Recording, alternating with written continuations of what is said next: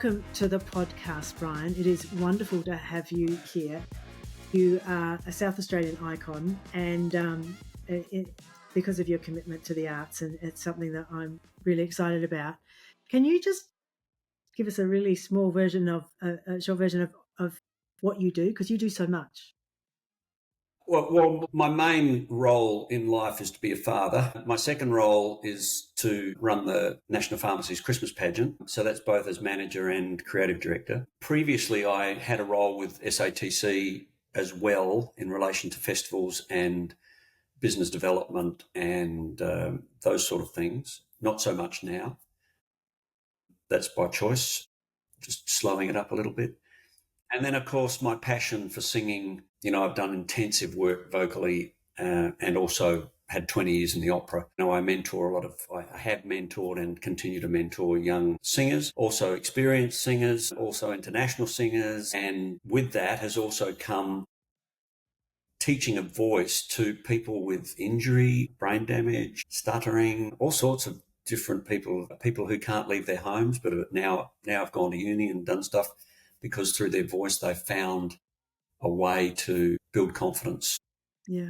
So it's, singing is not just singing. Singing is a much broader picture. So that's probably my biggest passion, is helping people out vocally. Tell me more about singing. Tell me, because I'm one of the things that I'm passionate about is tapping into people's humanity, and singing to me is one of those beautiful ways of connection where we connect so much. Yeah. Look, when it's done well, and I don't mean that it sounds great, when it's done well, in other words, singing at its rawest sense, there is a touching of souls in whatever room it is, whether it's a stadium or a backyard for 10 people.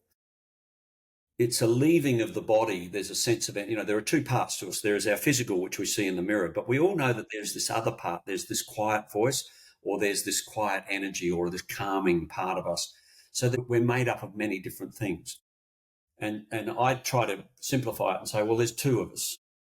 There's that one that says, go, go, go, go, go. And there's the other one that says, let's just find the calm. Now, I think as kids, we're all born with the voice. We can all sing. We all were born and we screamed out, and that's singing. Screaming, then it becomes professional screaming. However, as a child, we change because there are influences in society. Our parents influence us, our uncles and aunties, our cousins, our brothers and sisters, our teachers, then the kids at school. And generally speaking, society has this way of closing you down, whereas singing is about opening you up.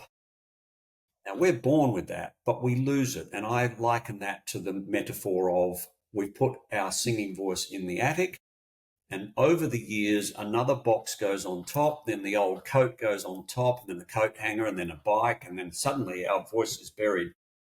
And burying our voice is burying our confidence, it's burying ourselves. We suddenly we think we're ourselves, but we're not. And so when we go through a process of singing, quite often it's about getting ourselves out of that negative growth into the zero, and then starting to develop the freedom of the voice. So it's a fascinating journey. So, I tell anybody I'm working with that I'm not their teacher. I'm sort of a guide because of the experiences that I've had in life, and I'm going to be guiding them to teach themselves. So they then take responsibility for refinding their voice. There was a moment in Vienna, I was probably 6 months into working with Shuk Davini 6 times a week, 6 half-hour sessions a week. You could not do it longer than a half an hour because the intensity of the mindset was such that I would get on the train and go home and fall asleep on the train. It was quite an intense thing coming from a rock singer to an opera singer. And so, I will talk to these people who come to me, and we need to undo a lot of what they think about themselves to actually deliver positive voice. So, it's an amazing experience. Then when something special happens, when they had them in the palm of their hand, you could have heard a pin drop. It happens in the movies as well. A-grade actors have got that skill, where you just are in total belief of what's going on. So acting is very simple. Be the singer, be the actor. It's really that simple. The difficulty is the distractions that you have to enable yourself to not be present. In film, it's cameras and directors talking to you and all sorts of things that are going on the stage. It's lights falling out of the flies. It's a person with a heart attack being carted over the audience, out of the audience, the show's going on. It's the conductor forgetting where they are. It's all sorts of things. And you have to then find this capability of opening up. So, yeah, you can see I'm passionate about singing. Yeah. So it's like leading yourself. Yeah, but as a leader, so you're interested in leadership. As a leader, as a teacher of singing, because, still teaching, but I just don't want them to think that I'm a teacher, because that implies what they went through school as. They are never to go home and practice, because that implies the force of getting hit on the knuckles when you hit a wrong note. Practice is a chore. No, it's an experiment. It's an exploration. It's looking, it's discovering, it's thinking what might come next. Shuktavini would always say, don't think about the outcomes. It's not a good outcome. But think about the possibilities, Herr Gilbertson. Baron Gilbertson, the possibilities. Because we're looking until we end up in the grave for what comes next, not what's happening now. Using what we've got, what's possible with what we've got to build something else. I love that. And I love that from a leadership perspective about mentoring and trust. I mean, I think that leadership is about trust. It's about creating the environment where people can take risks and they use their voice and they speak. You want people to do that. And you want them to think about the possibility and not about the outcome, because we end up in a blame culture when we only ever think about outcomes. Yeah. Nothing is right. Nothing is wrong. No. You just have to deal with the consequences of choice. And if you come to that conclusion, life is easier, because, to take your point, we don't blame then. We just say, well, so it is. So, some people muck up at work. I've mucked up at work. I've been chastised for it, and I recognise that's not the way to do it. But I have never blown up at anybody who's mucked something up. No. I've just said, how can we pitch in and help get this back on track? Yeah. I think that's where the leader, if I have been successful as a leader, I think that the example of the Adelaide Oval, when the pageant couldn't go on the street. So when COVID was on, the pageant, we had to build 7 scenarios. One of them was not the Oval. But 5 years before that, and in relation to bigger events, I had an idea about the Oval and the pageant and performance at the Oval as something spectacular. And we looked at it and decided that we couldn't do it because of the limited inlets and outlets and size of floats and things like that. But when we had to redo this, it was looking like we'd be down to maybe 5,000 people seeing it as a thing for television, like a dummy crowd, because we'd gone through all these scenarios. And then we thought, well, what about the Adelaide Oval? Because that's up to 10,000 now, so that would double who could see it. And maybe by the time the pageant's on, that might expand. So, that was an incredible moment where I had to then lead predominantly blind people. Nobody, even I didn't know what it was going to look like until I'd sat down and spent, I think we had 3 months to do it. And I remembered a statement by Einstein, if the world was going to come to the end in an hour, what would you do? And Einstein's comment was, I would plan for 55 minutes and execute in the last 5. And this was ringing in my head. So I just locked myself away for nearly a month, and my assistant protected me from everybody and just then brought in different people to interrogate what the artistic endeavour was going to be. And then, right, okay, we can do this. And then off we went to let everybody know this is what we're doing, because that particular leadership was not collaboration. Well, it was collaboration once everybody knew this is how we're doing it. Previously, it would be more like, let's have some ideas and let's share them. And so it was more collaborative that way. But this way you had to do a different leadership where there was no time for but it had to be, no, we've worked it out. I've got different people in to say, will this work? Yes, that'll work. This is how we're going to do it. So that was a very different experience from what my normal leadership would be. I remember that pageant. I have not missed a pageant in 35 years. Well, welcome to the pageant family. Yes. My mother used to do makeup for the clowns at the pageant many, many moons ago. And so we've got I'm one of those grandmothers that gets up and is on the side of the street at 3 o'clock in the morning, holding a space for the family. So it's a big deal. It's a big deal in South Australia. And I'm always sad when I talk about it to other people in other states and they don't know about it. It's like, but it's the pageant. Like, it's the biggest thing in South Australia. It is the biggest event in the Southern Hemisphere. It's the biggest event in the Southern Hemisphere. Yeah. But seriously, it's as good as or better than your Macy's or Toronto. They just get more dollars thrown at it.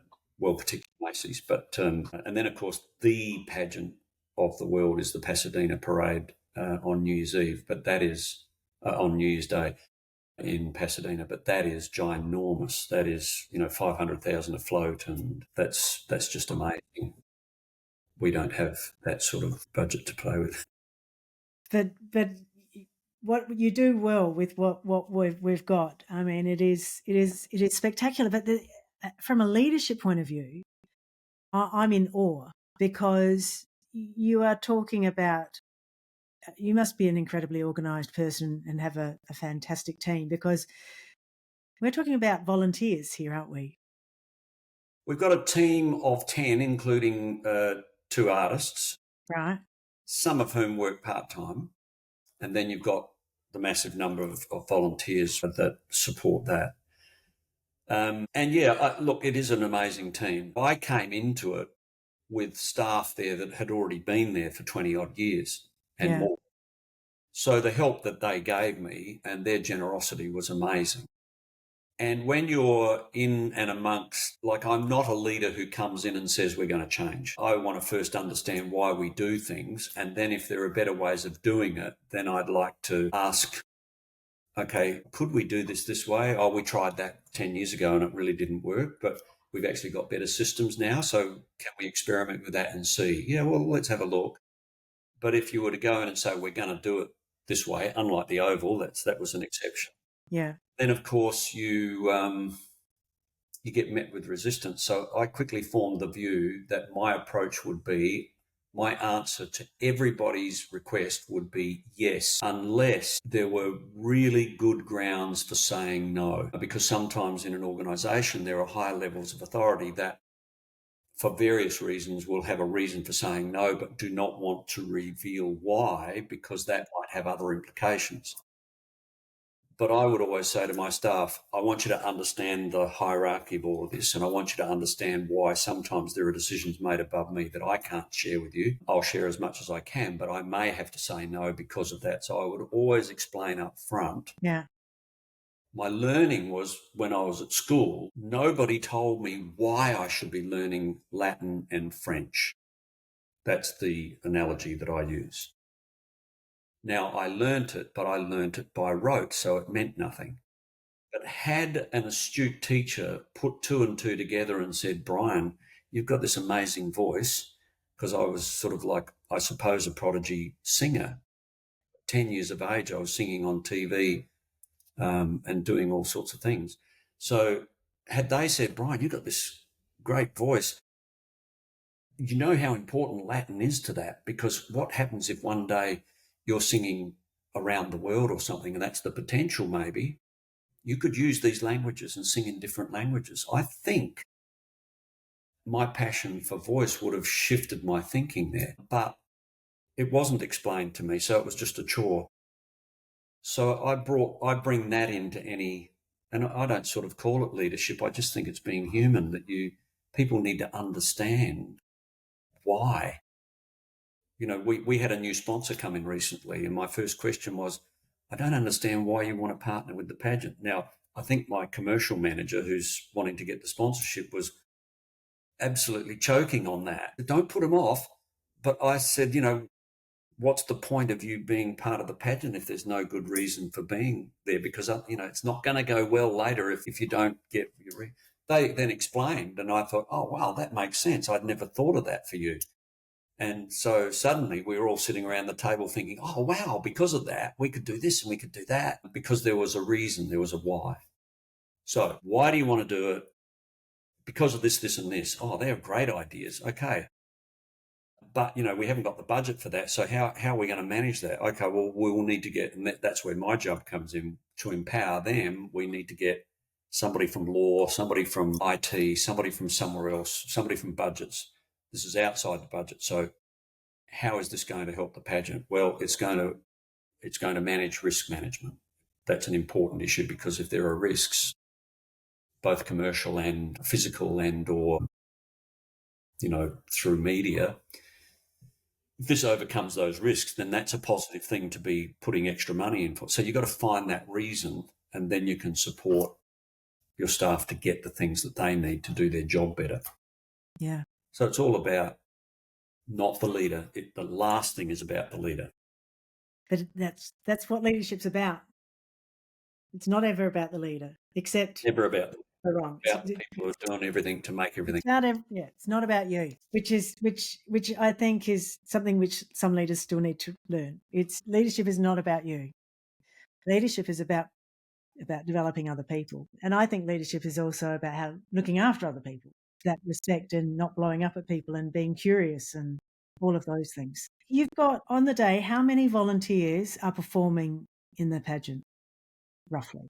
Yeah, roughly about 2,500 inside the Blue Honour line. So we like to think of them as, pageant family. So there's the core pageant family, which is that group that puts things on, the volunteers like the makeup people, the drivers, the marshals, who all come along and get instructions on what to do and go out there and do it. They're supplemented by contractors, and they're more business partners, but they're still part of that pageant family. Yeah. Yeah. And there's the inside the Blue Honour line pageant family, which is about 2,500 performing. That includes your bands, dancers. National Pharmacies have got 600 or 700 people out there themselves. Yeah. You've got other guests, you've got sponsors who've got people out there. And then, of course, there's the broader pageant family, which exists outside the Blue Honour line, who come along every year, about 300,000 people. In a really good year, maybe 350. And you sort of see that shifting between television audiences and live audiences on the day. And then we've got, oddly enough, a new sort of interstate market at the minute in terms of people watching the replays. That's gone through the roof. Maybe they're starting to understand a bit more about it. So about 3,700 people are behind the scenes, including performers, and there's 2,500 sort of out there performing and about 1,500 behind the scenes. And then you add, add into that police who are on site, SES who are on site, St John ambulance, all the emergency services support, broadcasters, radio, all their fencing people. It's enormous. It is absolutely enormous. Does it take the whole year to plan, or do you, I know it's enormous, but there's so much activity, I imagine, from now till November, or... It really heats up now, hence my lateness today. And again, I apologise. That's all right. It's the bane of my life. So I will look at new floats September for the following year. So we're starting to talk to artists, because the artists have completed the floats by then. Our team is on to preparing for pageant day, not making floats. They've still got some to go, but the majority of it's behind us. And so we're starting to look at, okay, you've got to look at the value of floats. So they're amortized and depreciated. So what's the value of all of the floats left? The ones with little value we might still keep in because they are just so popular. We've got to work all of that financially. So it's a bit weird, because I've got to work out the financial side of things as well as the artistic side of things. So I've got to so my metaphor for that is that I have several slippers to wear. So I used to do that when I was a lawyer and also singing. So I'm stepping into the slippers of being a father. Focus on that. Okay, now I'm leaving the house. I'm a driver. Now I'm getting out of my car I've changed in the car and I'm going in to do my rehearsals for the opera. I've finished the opera. I'm back in the car. I've now got to go and interview witnesses. So I've sort of worked my brain to go, I'm coming from here to there, to there, to there. And it surprises me that the majority of people don't think that way. But I suppose I had to. And so I learned how to do it without specifically learning it. It just was a survival thing, I suppose. So when I'm doing the pageant, I think I use that. So at the moment I'm speaking with sponsors, I focus on what the sponsor's needs are, that they're not the needs that your worker has, that your staff, your co-team have. Now I'm speaking with management. Now I'm speaking with the Premier. Now I'm speaking with the media. There are different, and it's a role play thing really, because you are acting all day long. You're taking on different roles because there are expectations. You know, you go into a children's performance, there is an expectation of the audience that is predominantly perhaps the word cute. Mm. Then you're going into an amateur theatre where it is the expectation is something less than professional, but still with all the kids and the way they're educated in schools these days, there's still an element of semi-professionalism. You know, there's a high level. And then you go into the professional theatre and your expectations are this needs to be full on. But you can never be scared of that. So, you know, there's a circle of confidence that I give to my students of voice, which comes from Maria Callas, who only ever gave one masterclass. And in that masterclass, there was a tenor who couldn't pass through the top note. He was trying to hit it. And she just walked over to him and whispered in his ear, calmo e coraggio, calm and courage. That's what it requires. So, you know, that fraction of a moment of panic could be destructional.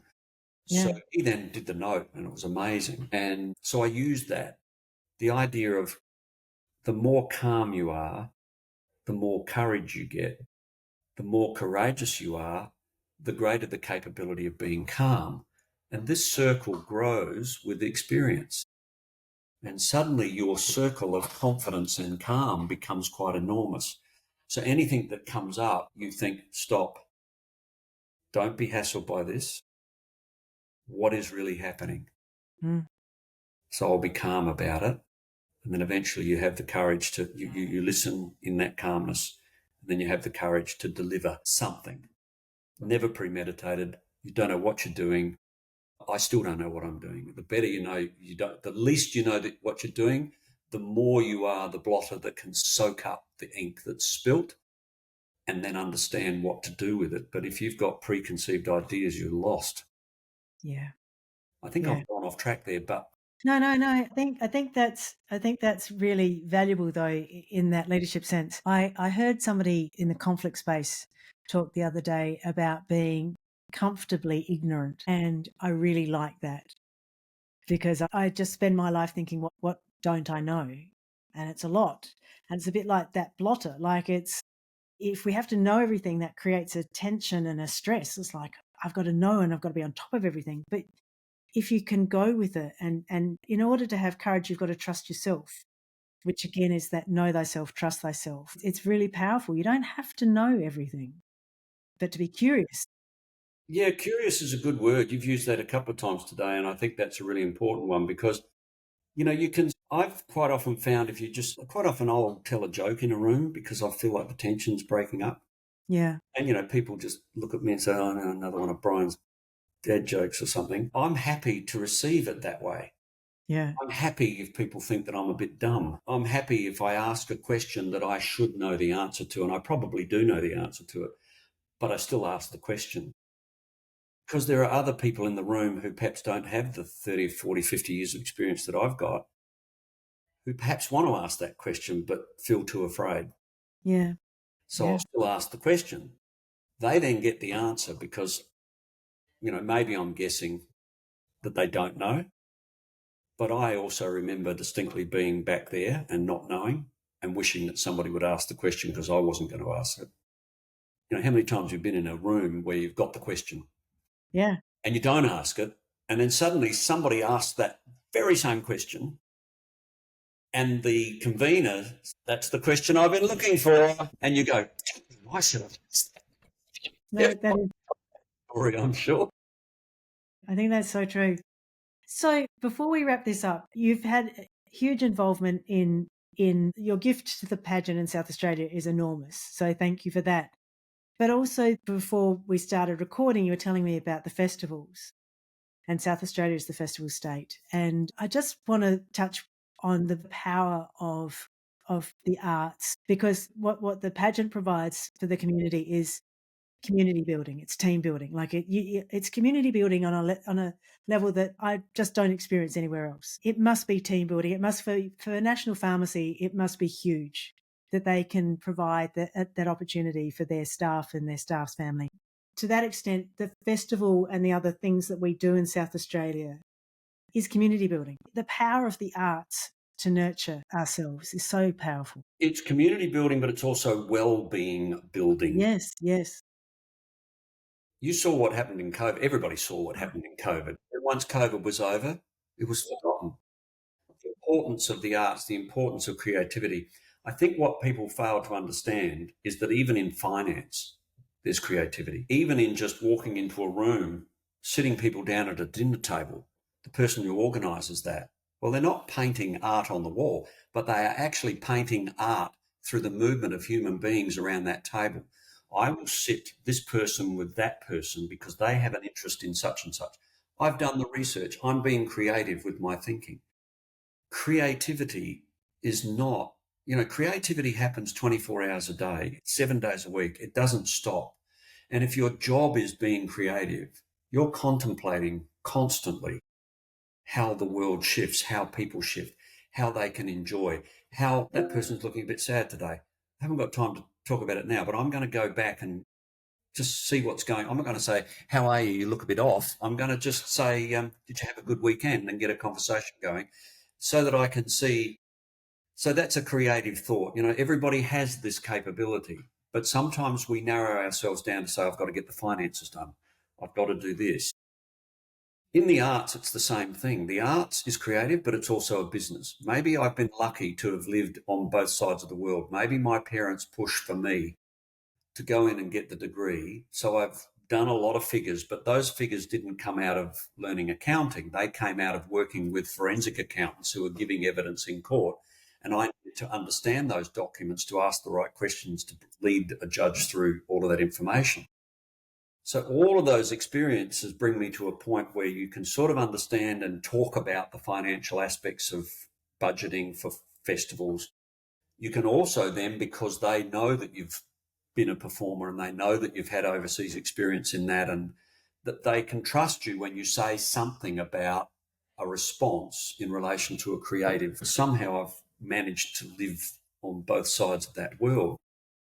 So it did actually serve me well when I was sitting on the Festivals Adelaide board. They've got a new name now, and it just is not with me at the minute, where we had 11 festivals sitting in there. And of course, the festivals bring so much. Like Fringe brings an enormous amount of numbers to the state. And it also creates incredible opportunity. I mean, even a band that I was in the 70s, we've actually regrouped and we've gone into the Fringe, and we're doing a rock and roll show in the Fringe for the last 10 years, which has been great for us. It's fun, certainly not opera, but, it's been a lot of fun. But, without the Fringe, we wouldn't have done that. No. There are an enormous number of young artists that I've worked with. I had a 10-year-old who he said, I want to do a Fringe show. So he did. Mum helped him. He did 2 nights, sold out 100 in each night. Anybody who wants to start and get that little bit of confidence, that's a gateway. The Adelaide Festival opens up the gateway to this enormous amount of talent that comes here, where people in South Australia who perhaps can't afford to spend the 10 or 12 grand to get over there, then the enormous costs of going into European or American houses to see these people, they're in our own doorstep. Cabaret, the people that they bring in the Cabaret Festival.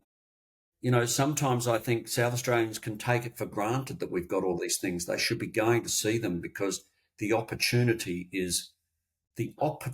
with capital OPPP, all of those letters, bam, in the lights, is right in front of us.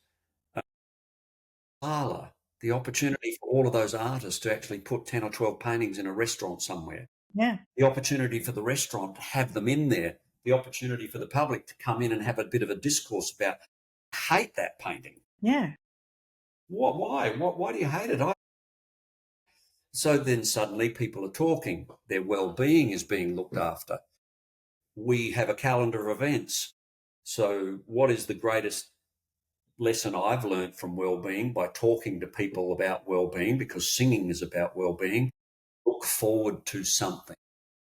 So you're looking forward to live, you're looking forward to gather around, you're looking forward to the next football match. Yeah. Why did the Romans have the Colosseum? It kept people's minds active, Yeah. looking at terrible things, but we go to the footy and watch it. We go to the cricket. Yeah. So, look, it's immeasurable. Yeah. And a Staatsoper was going to lose budget. And so the Staatsoper went to, I think it was one of the big five accountants, and did a massive undertaking about the value of the Opera House, haircuts, clothes that people from America and everybody came to Kärntnerstrasse, which is a beautiful shopping mall there next to the Opera House, the coffee shops around there, the Sachertorts, all of those things. And the amount of money that was spent just through the opera alone, not visitation of Vienna and the castles and the palaces, but the opera itself, the government doubled their investment. If we could get governments to do that now. Well, I'm not having a go at our government. I think No. they're enormous. Our government punches above its weight. We all do in South Australia. We don't have the dollars that the interstate people do. So, what we achieve, same as Pageant compared to, say, we're achieving amazing things there when we don't have, and this is also not a complaint about budget, because we do have enough to do what we do, and we get that result because of the incredible team that's down there that make me look good. Without that team, my life would be a struggle. It's just an amazing team. So we do have, I think, governments that have repeatedly supported the tourism things, the events, etc. And we do have very clever team in Events South Australia with these festival people who work together to try and get that calendar so there's sort of like an evenness of full hotels. Yeah. Full hotels, we've got full restaurants, we've got people going to our tourism destinations, South Australia prospers. There's many other things that are going on, of course, from that point of view and from the arts point of view. You cannot put a value on it. It's just brilliant. Thank you so much for this conversation. It has been such a joy and pleasure to talk with you about the arts. The arts is something I'm hugely passionate about. The community is also something I'm hugely passionate about, and that's what the arts and football are very much, about community. How do we look after each other? How do we know thyself, and look after others? Yeah. So thank you so very much, Brian. It's my pleasure. I'll finish with this. I was asked in a big meeting one time, what does tourism do? Why does it exist? And I just said to put food on tables. There's a whole pile of other things like, we've got to get the economy going and all these things. Yeah. But you stop and look at COVID when our ministry was struggling, and they then went around and said, we'll give out vouchers rather than market to the world because the world wasn't coming. Yeah. We were basically putting food on tables, in my view. And so if all of the things that we do are about what you're saying, about the community, about the people who we share our lives with, the broader people, then we're probably doing it for the right reasons, and therefore that equals success. Yeah. Good. Thank you. Cheers. Cheers.